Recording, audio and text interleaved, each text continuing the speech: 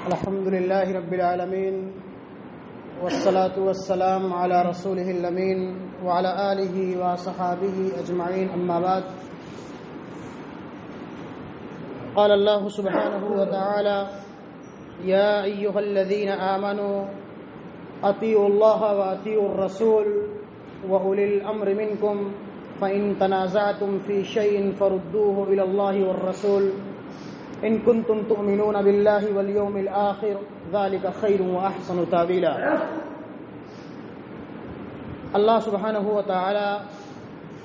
قرآن کریم کے اندر ارشاد فرماتے ہیں کہ اے وہ لوگوں جو ایمان لائے ہو، تم اللہ کی اطاعت کرو اور رسول کی اتباع اور پیروی کرو۔ وَأُولِي الْأَمْرِ مِنْكُمْ، اور جو تمہارے قائد ہیں، امام ہیں، ان کی اتباع اور پیروی کرو۔ اس لیے کہ کتاب اللہ اور سنت رسول یا نبی کی اتباع اور پیروی کے بعد ایک عالم کا مقام، ایک عالم کا مرتبہ بہت بڑا ہے، جس کو قرآن احادیث نبویہ کے اندر انبیاء کرام کا وارث کہا گیا ہے ان علماء کرام کو۔ تو اللہ رب العالمین فرماتا ہے کہ وَأُولِي الْأَمْرِ مِنْكُمْ فَإِن تَنَازَعْتُمْ فِي شَيْءٍ فَرُدُّوهُ إِلَى اللَّهِ وَالرَّسُولِ،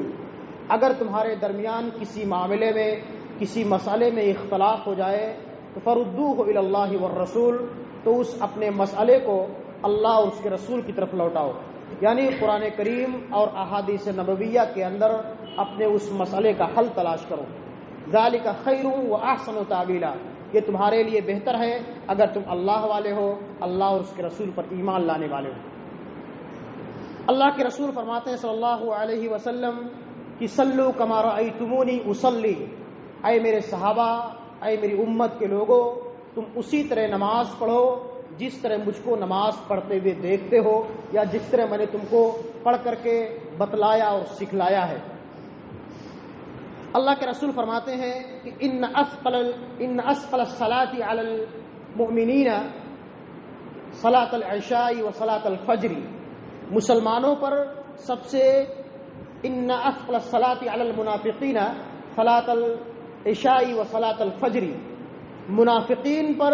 سب سے مشکل اور بھاری نماز جو ہوتی ہے وہ عشاء کی نماز اور فجر کی نماز ہوتی ہے۔ اللہ کے رسول کے ساتھ نبی کے زمانے میں لوگ نماز پڑھا کرتے تھے، صحابہ بھی نماز پڑھتے تھے، صحابہ کے ساتھ کچھ ایسے لوگ بھی نماز پڑھتے تھے جو ظاہراً مسلمان ہوتے تھے، اللہ اور اس کے رسول کا اقرار کرتے تھے، نبی کے ساتھ رہتے تھے، اٹھتے اور بیٹھتے تھے، لیکن باطناً دل کے اندر ان کے نفاق چھپا رہتا تھا۔ ظاہراً مسلمان ہوتے تھے لیکن باطناً جو ہے وہ کفار کے ساتھ ملے ہوئے ہوتے تھے، جن کے بارے میں قرآن اور حدیث کے اندر نفاق کہا گیا ہے یا منافق کہا گیا ہے، اور ان کے بارے میں قرآن کی آیت ہے کہ ان المنافقین فی الدرک الاسفل من النار، یہ منافقین جو ظاہراً اپنے آپ کو مسلمان کہتے ہیں لیکن باطناً ان کا جو ہے گندا ہے، یہ منافقین قیامت کے دن جہنم کے سب سے نچلے طبقے کے اندر رہیں گے۔ ان منافقین پر سب سے بھاری نماز، سب سے مشکل نماز عشاء کی نماز ہوا کرتی تھی اور فجر کی نماز ہوا کرتی تھی، یعنی یہ منافقین نبی کے ساتھ ظہر بھی پڑھتے تھے، عصر بھی پڑھتے تھے اور مغرب بھی پڑھتے تھے، صرف عشاء میں اور فجر کے اندر شامل نہیں ہوا کرتے تھے، یعنی یہ دو نمازیں یہ منافقین پر بہت بھاری اور گراں گزرتی تھیں، جس کی وجہ سے اللہ اور اس کے رسول نے انہیں منافقین کے زمرے میں شامل قرار دیا ہے۔ آج ہمارا بھی وہی طریقہ اور شیوا ہے کہ ہماری تعداد دیگر نمازوں میں رہتی ہے، یا جمعہ کے دن ہماری مسجدیں بھری رہتی ہیں اور دیگر نمازوں میں بھی ہماری مسجدیں تھوڑی بہت بھر جاتی ہیں یا اضافہ ہو جاتا ہے ہماری صفوں میں، لیکن عشاء کی نماز میں اور فجر کی نماز میں ہماری مسجدیں خالی ہو جاتی ہیں۔ وہی دو چار نمازی، وہی دو چار بوڑھے بیچارے جو مستقل نمازی ہوتے ہیں، وہی ایک امام، ایک مصلی، ایک مؤذن اور ایک امام رہتا ہے، باقی ہماری مسجدیں یہ نمازیوں سے خالی رہتی ہیں۔ ہمیں اپنے اعمال کا محاسبہ کرنا چاہیے اور جائزہ لینا چاہیے کہ کیا کہیں ہم منافقین کے زمرے میں شامل تو نہیں، کہیں ہمارا ایمان کمزور تو نہیں، اس لیے کہ کل قیامت کے دن اللہ سبحانہ و تعالیٰ اسی نماز کے متعلق ہم سے پوچھ تاچھ کرے گا۔ یہ تو نماز کے متعلق ایک بنیادی بات ہو گئی۔ دوسرا مسئلہ جسے مجھے آپ کے سامنے بیان کرنا ہے، پہلی چیز یہ ہے کہ اللہ کے رسول صلی اللہ علیہ وسلم مسلمانوں کو اس بات کی تعلیم دے رہے ہیں کہ امام جس طرح آپ کو نماز پڑھائے تم اپنے نماز کی، اپنے امام کی اقتدا کرو، اس کی اتباع اور پیروی کرو، جس طرح امام نماز پڑھائے تم اسی طرح نماز پڑھو. اذا جعل الامام لیتم به فلا تختلفوا علیہ. امام اس لیے بنایا جاتا ہے تاکہ تم امام کی اقتدا کرو، امام کے پیچھے نماز پڑھو جس طرح نماز. اذا کبر فکبروا، جب امام اللہ اکبر کہے تو تم بھی اللہ اکبر کہو. جب وہ سمیع اللہ لمن حمیدہ کہے تم ربنا ولک الحمد پڑھو. جب رکوع میں جائے تو تم اس کے بعد رکوع میں جاؤ، سجدے میں جائے تم سجدے میں جاؤ، سلام پھیرے تم اس کے بعد سلام پھیرو. اگر کوئی انسان، اگر کوئی مسلمان، اگر کوئی نمازی امام سے پہلے اپنا کوئی بھی حرکت یا عمل کرتا ہے، اگر امام سے پہلے اس نے اللہ اکبر کہہ لیا، نیت باندھ لی، تو اس کی نماز باطل ہو جاتی ہے. اگر امام سے پہلے اس نے سلام پھیر دیا اس کی نماز باطل ہو جاتی ہے. اگر امام سے پہلے وہ رکوع یا سجدے میں چلا گیا یا سجدے سے پہلے امام سے اٹھ گیا، جیسا کہ ہماری اکثریت، امام بھی اللہ اکبر کہتا ہی ہے کہ ہم سجدے سے پہلے رکعت کے لیے کھڑے ہو جاتے ہیں. اللہ کے رسول فرماتے ہیں کہ جو لوگ امام سے پہلے یہ اعمال یہ حرکات کرتے ہیں، امام سے پہلے کھڑے ہو جاتے ہیں، کہیں ایسا نہ ہو ان لوگوں کو ڈرنا چاہیے کہ اللہ رب العالمین ان کے چہروں کو یا ان کی شکل و صورت کو گدھے کی طرح بنا دے. ان کی شکل و صورت کو اللہ گدھے کی طرح بنا دے جو لوگ امام سے پہلے کھڑے ہو جاتے ہیں یا رکوع یا سجود کرتے ہیں یا سلام پھیر دیتے ہیں، اور ان کی نماز تو باطل ہو جائے گی، ان کی نماز تو خراب ہو جائے گی. اور اللہ سے ڈرنا چاہیے کہ اللہ ان کی نمازوں کو باطل کرنے کے ساتھ ساتھ ان کے چہروں کو گدھوں کی طرح بنا دے.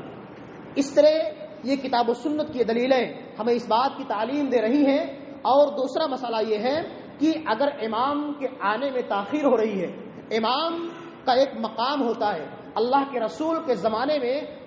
جب اللہ کے رسول کو صحابہ کرام دیکھتے تھے کہ اپنے حجرے سے اللہ کے رسول نکل رہے ہیں تو صحابہ کرام صفوں کو درست کر لیا کرتے تھے اور تکبیر کہہ لیا کرتے تھے جب تک اللہ کے رسول منبر پر آتے تھے اور نماز پڑھایا کرتے تھے. اگر امام کے آنے میں کبھی تاخیر ہو جاتی ہے، مثال کے طور پر امام بھی انسان ہے، 1 منٹ 2 منٹ 5 منٹ اگر تاخیر ہو رہی ہے تو امام کے جب تک مصلی پر حاضر نہ ہو جائے اس وقت تک کسی انسان کو، کسی مسلمان کو یہ اختیار، یہ حق حاصل نہیں ہے کہ وہ امام کی موجودگی میں یا اس کی اجازت کے بغیر مصلی پر کھڑا ہو کر کے وہ نماز کی امامت کرا سکے. اس لیے کہ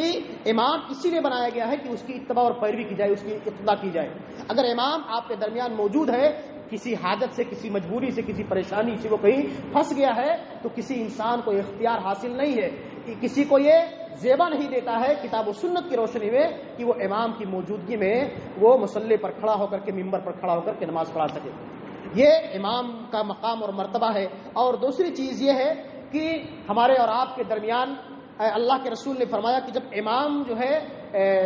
سترہ کے لیے کسی چیز کو کھڑا کر دے، گاڑ دے، تو اس کے بعد مقتدیوں کے لیے جائز ہے کہ وہ بغیر سترے کے نماز پڑھ سکتے ہیں. میں نے کئی مرتبہ دیکھا کہ لوگ جو ہے بغیر سترے کے نماز پڑھتے ہیں، یہاں تو کسی چیز کا انتظام نہیں ہے، اور کوئی آدمی نماز پڑھ رہا ہے، کوئی آدمی اس کے آگے سے گزر رہا ہے، کوئی اس کے دائیں سے گزر رہا ہے، بائیں سے گزر رہا ہے. اللہ کے رسول نے فرمایا کہ اگر کسی انسان کو یہ بات معلوم ہو جائے کہ کسی مصلی، کسی نمازی کے آگے سے گزرنے میں کتنا بڑا گناہ ہے تو وہ 40 تک کھڑا رہے گا، 40 تک کھڑا رہے گا. اللہ کے رسول نے اس کی توضیح نہیں فرمائی کہ 40 سال تک کھڑا رہے گا یا 40 مہینے تک کھڑا رہے گا یا 40 دن تک کھڑا رہے گا. یعنی اگر کسی انسان کو اس کے بارے میں معلوم ہو جائے کہ کتنا بڑا گناہ ہے کسی نمازی کے سامنے سے گزرنے میں، تو وہ 40 سال یا 40 دن یا 40 مہینے تک کھڑا رہے گا، لیکن وہ کسی نمازی کے آگے سے گزرے گا نہیں. ہم اور آپ کیا کرتے ہیں، ہم کو جلدی ہوتی ہے، پھٹاک سے اٹھتے ہیں اور پھٹاک سے نکلتے ہیں. پتہ نہیں کون سا کام ہم کو باہر رہتا ہے، 2 منٹ انتظار نہیں کر پاتے ہیں کہ ہمارا بھائی نماز پڑھ رہا ہے، مصلی نماز پڑھ رہا ہے، انتظار کر لیں، دعا کر لیں بیٹھ کر کے، اور جو دعائے معصورہ ہے اس کو پڑھ لیں اطمینان کے ساتھ، سکون کے ساتھ، فوراً سلام پھیرتے ہیں، فوراً بھاگتے ہیں مسجد سے. جیسے لگتا ہے کہ مسجد ہم کو کاٹتی ہے. مسجد میں ہم بہت ہی مشکل سے آتے ہیں اور ہم کو باہر جا کر کے پہاڑ ڈھکیلنا ہے. اللہ کے بندو یہاں نماز پڑھنے کے لیے آتے ہو، سکون سے نماز پڑھو، اطمینان کے ساتھ نماز پڑھو، اور جو اس کے شروط ہیں، جو قیود ہیں، اس کی پاسداری کرو، اس کی پابندی کرو. اسی میں ہماری کامیابی اور کامرانی ہے. اللہ رب العالمین سے دعا ہے کہ مولا کریم تو ہمیں امام کی اقتدا کرنے کی توفیق عطا فرما، اور امام سے پہلے ہمیں ایسے کوئی بھی اعمال انجام دینے سے گریز کرنے کی توفیق عطا فرما، جس کی وجہ سے ہماری نمازیں باطل ہو جائیں، ہماری نمازیں خراب ہو جائیں، اور اللہ رب العالمین کا ہم پر وعید نازل ہو اور کسی مصلی کے سامنے سے گزرنے کی سے ہمیں معمور اور محفوظ رکھ. آمین. تقبل یا رب العالمین. وآخر دعوانا ان الحمد للہ رب العالمین.